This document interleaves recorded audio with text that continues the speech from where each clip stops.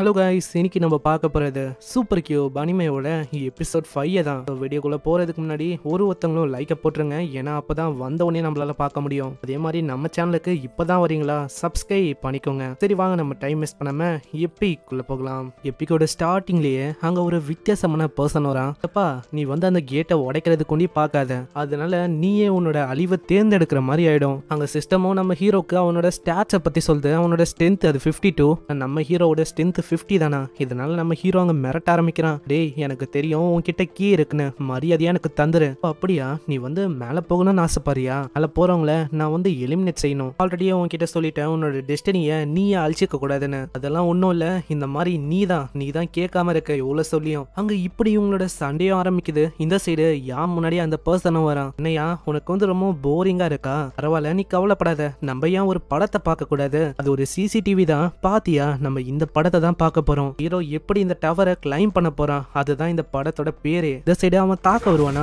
Just மிஸ்ல hero தப்பிக்கிறான். அதே வேகத்தோட ஒரு punch அடிக்கிறான், அதுவும் அங்க வேலைக்கு ஆகல. திரும்பவும் தாக்கினாலும் எதுவும் ஆகல. அப்படியே நம்ம ஹீரோவை பிடிச்சு தூக்கி போடுறான். என்ன, நீ வந்து ரொம்ப வீக்கா இருக்க, ஏன்னா அண்டர் கிரவுண்ட்ல இருக்க ஆளுங்களை கம்பேர் பண்ணா எல்லாம் ஒண்ணுமே இல்ல. எப்படியாச்சும் இவனோட வீக்னஸ் கண்டுபிடிச்சா தான் தோக்கடிக்க முடியும். டெலிபோர்டேஷனும் கூல் டவுன்ல இருக்கு, நான் ஜாக்கிரதையா இருக்கணும். இதே மாதிரி அவன் தாக்க ஆரம்பிக்கிறான். அங்க ஒரு அட்டாக்ல இருந்து தப்பிச்சு ஒரு தாக்குதல் அவன் தாக்கி தூரமா தள்ளி விடுறான்.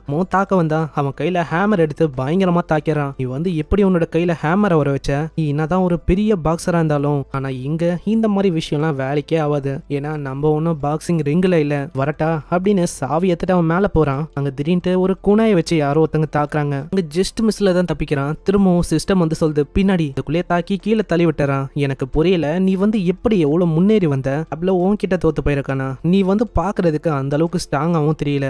என்ன மேல விடு, அதுக்கப்புறம் நான் யாருன்னு உனக்கு காட்டுறேன். அப்படியா, நான் உனக்காக வெயிட் பண்றேன். போனக்கப்புறம் தான் அந்த சிஸ்டமே சொல்லுது, உன்னோட காம்பேக்ட் ஸ்ட்ரென்த் அது 75ல இருக்கு மாஸ்டர், நீங்க கொஞ்சம் ஜாக்கிரதையா இருக்கணும். என்னது, என்னோட ஸ்ட்ரென்த்தை கம்பேர் பண்ணா வந்து ரொம்ப அதிகமா? இதெல்லாம் என்ன கதையா இருக்கு? அப்படி அவன் மேல போறான். அது ஒரு இருட்டு ரூம் தான். உண்மையை சொன்னா எனக்கு வந்து இவனை கொல்லணும்னு எந்த விதமான விருப்பமும் இல்ல.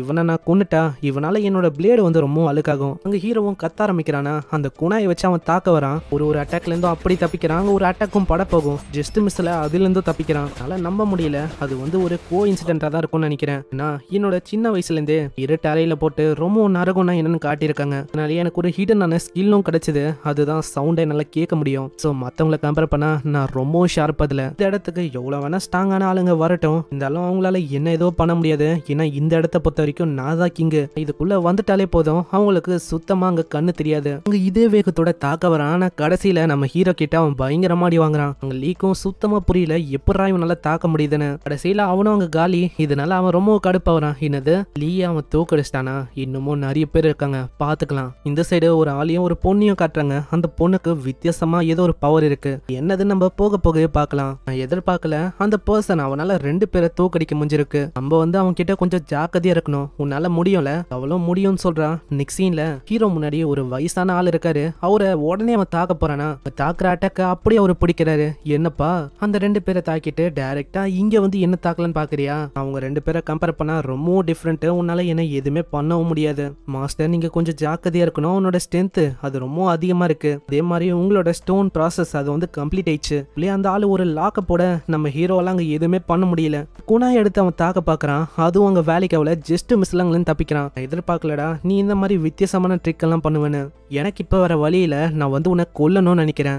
என்னோட பவரை நான் காட்டணும்ல. அங்க அப்படியே ஒரு பஞ்சு தான் விடுறான். இதுக்கே அந்த இடம் அப்படி அதிர ஆரம்பிக்குது. நம்ம ஹீரோ ஜஸ்ட் மிஸ்ல தான் திரும்பவும் தப்பிக்கிறான். அது திரும்பவும் தாக்க வரும்போதே சொல்றான், ஹேய் தம்பி, உன்கிட்ட பார்க்க ஆசைப்படுறேன், உன்னால என்ன பண்ண முடியும்னு. நான் நீ வீக்கா இருந்தா உன்னால இந்த இடத்துல ஒண்ணுமே பண்ணவும் முடியாது. சோ வா, என் கூட சண்டை போடு. யோ இரியா, சாப்பிடும் போது எப்படி பேசக்கூடாதோ அது மாதிரி சண்டை போடும் போதோ நீ பேசக்கூடாதியா? இது வந்து ஒரு ரூல் மாதிரி. ஆனா அந்த ஆள் அவளைக்கும் கண்டுக்கல, ஒரு பஞ்சு தான் அடிக்கிறான். அதுக்கே அந்த இடம் சின்ன பின்னமாவுது. அவ்வளவுதான், உன்னோட கதை இங்கேயே முடியுதுன்னு நினைக்கிறேன். அதுக்குள்ளே அந்த சிஸ்டம் சொல்லுது, மாஸ்டர் உங்களோட அந்த ஸ்டோன் கம்ப்ளீட் ஆயிடுச்சு, அப்கிரேட் ஆகுறது. அதனால அவனோட உடம்பு முழுக்க அப்படியே ஒரு மாதிரி பவர்ஸ் இறங்க ஆரம்பிக்குது. ஹீரோவும் எழுத சொல்றான், என்னப்பா அதுக்குள்ள நீ முடிச்சிட்டியா?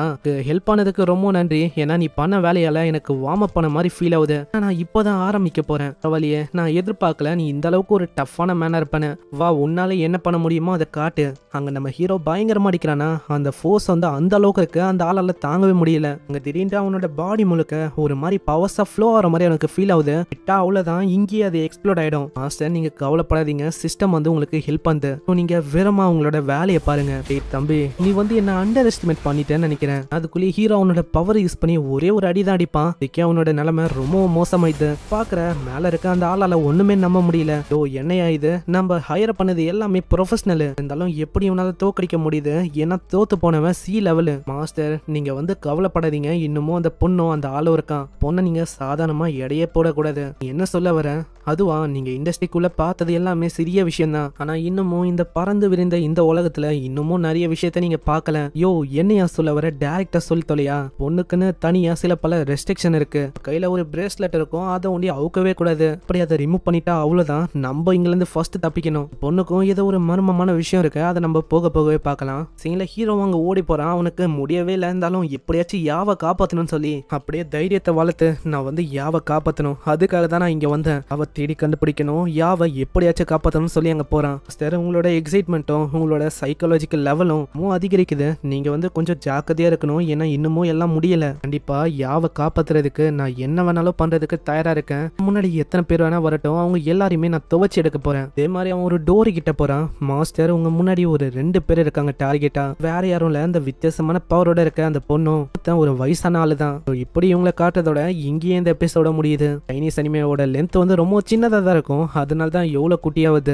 பார்க்கலாம் இதுக்கப்புறம் என்ன ஆகுதுன்னு. ஏன்னா அந்த பொண்ணு கிட்ட ஏதோ ஒரு வித்தியாசமான பவர் இருக்கு, அது நம்ம ஹீரோவோட பயங்கரமா இருக்குமா, அதெல்லாம் நம்மளுக்கு போக போக தான் தெரியும். நம்ம ஹீரோ மாதிரியே இன்னமும் சில பேருக்கு பவர்ஸ் எல்லாம் இருக்கு, அதையும் நம்ம பார்க்கலாம். அதை பார்க்கறதுக்கு சப்ஸ்கிரைப் பண்ணிக்கோங்க. அதே மாதிரி கீழே இது வரைக்கும் நீங்க லைக்க போலியா, மறக்காம ஒரே ஒரு லைக்கை போட்டுருங்க. நான் உங்களை நெக்ஸ்ட் எபிசோட்ல சந்திக்கிறேன். தேங்க்யூ ஃபார் வாட்சிங். சைனரா.